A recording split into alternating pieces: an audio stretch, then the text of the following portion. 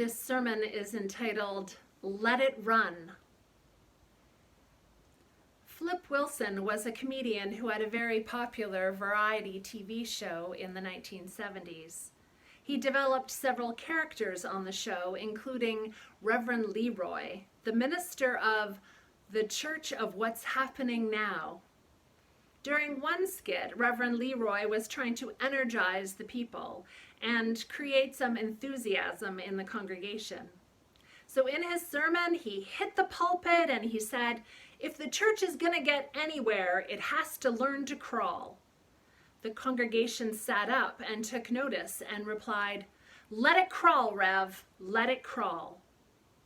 And then he said, and after it learns to crawl, it has to learn to walk. And the people, getting a little excited, said rather loudly, let it walk, Rev, let it walk. Then he got excited and waving his hands in the air, he said, and after this church learns to walk, it has to learn to run.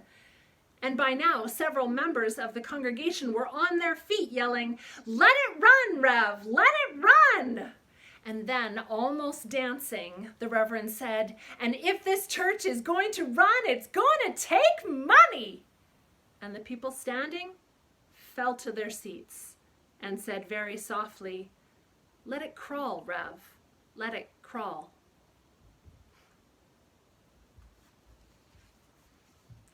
They have no wine, Mary tells Jesus. It is Mary's responsibility, or does she just want to help? And then what's with Jesus's cryptic answer? Woman, what concern is that to you and to me? It's as though he's saying it's none of our business. Who talks to their mother that way? This is a conversation that really we want to see facial expressions to understand it. So Jesus looks at his mother, and what did he look like? Mad? Stern? Amused? I can picture Mary with her hand in the air, palm towards Jesus, as if saying, talk to the hand, while she says to the steward, do whatever he says. Was it the little push by someone who knew Jesus better than anyone? Was Jesus prepared to just let things crawl along? Do we have Mary to thank for the best wine? Was it Mary's push that got Jesus walking? His ministry had to start somewhere, so why not here, with a feast, where there was joy and happiness and laughter, where people were enjoying each other's company and celebrating relationships. James McBride Dabbs, an American farmer, author, and civil rights leader, wrote in his book about what life was like growing up in South Carolina, where he described religion as the opposite of life. Religion, he writes, was a day and a place. Religion was Sunday and the church. Almost everything else was life. Religion was a curious, quiet, and inconsequential moment in the vital existence of a country boy. It came around every week, but it didn't seem to have much to do with the rest of life. That is, with life. That quote is from a book called The Road Home. Now, Jesus' ministry was about life, about a God who put joy into life, a God who reveled in celebration, a God who never wanted that celebration to end or for anybody to be excluded from it. It was never intended to be a once-a-week thing. It was always meant to be an everyday thing.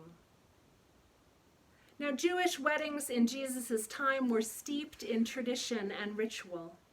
One of the customs was to provide an extravagant feast for the guests. But something went wrong at this wedding because they ran out of wine early. And in that culture, such a miscalculation could have been a great humiliation for the new couple. There are those who interpret the lack of wine as symbolizing spiritual dryness of the people. Wine was a common symbol of God's bounty and of spiritual joy. And in this story, not only does Jesus produce a large quantity of wine, but the quality of it astonished the banquet master.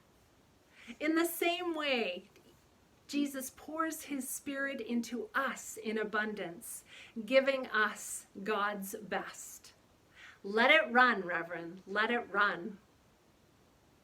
At times we forget the miracle of Cana.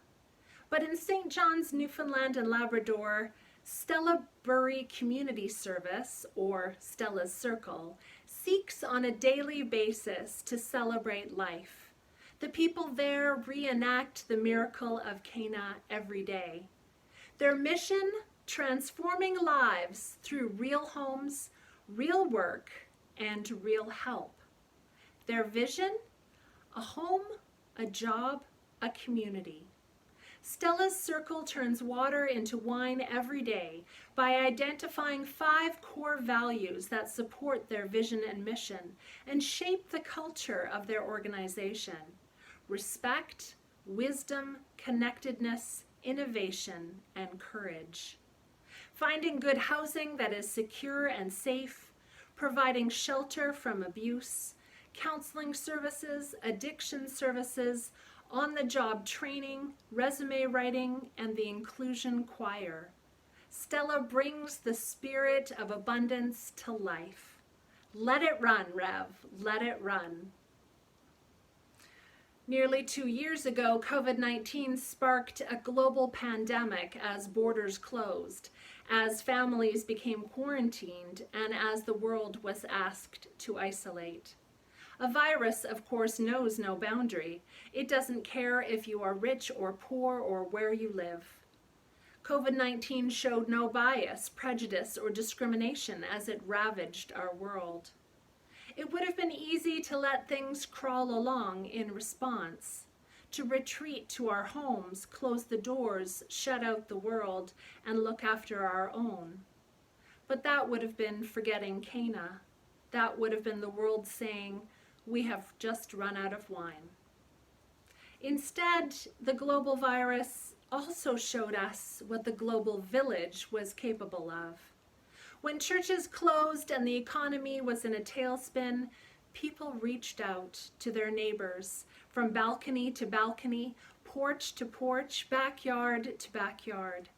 There was concern about the church's programs and ministries, food banks, hot meals, and shelters, and concern across the country, from places like Stella's Circle in Newfoundland to First United Church Community Ministry in Vancouver. Amazingly, at the same time as people were being laid off or losing their jobs, so many programs continued to be funded. The buildings may have closed, but the church, the people who make the church out in the world, did not stop sharing and giving. Generosity abounded. The internet and platforms like Zoom and Microsoft Teams and FaceTime and YouTube made sure that we didn't run out of wine. Even during that tragedy and shared grief, we didn't forget Cana, and we didn't forget each other. At Cana, they kept the best wine for last, and for us, we hope the best is yet to come. The same God who was with Jesus in Cana wants to generously continue the feast. The community of faith is to be a celebration of the people. We need to always be celebrating people, sharing around a common table, offering signs of affirmation, giving thanks to God. Sharing our energies, our excitement, our joy, and yes, even our money. Because if this church is going to run, it's going to take money. And the people said, "Let it run, Reverend, let it run," we hope. After all, our energy, our excitement, our joy all flow from God. Jesus' mother was not content to let things crawl. She told her son to do something about the lack of wine.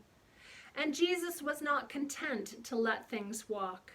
He turned water to wine, and it was not just some wine, an abundance of wine, an overabundance of wine of the highest quality. It was a sign of what Jesus' ministry would be about: a helping ministry, a healing ministry, a teaching ministry. And it would also be a sign of what our ministry is about: to invite the world to pull up a chair, to generously toast the overflowing abundance of God's love. And the people said, "Let it run, Rev, let it run." Amen.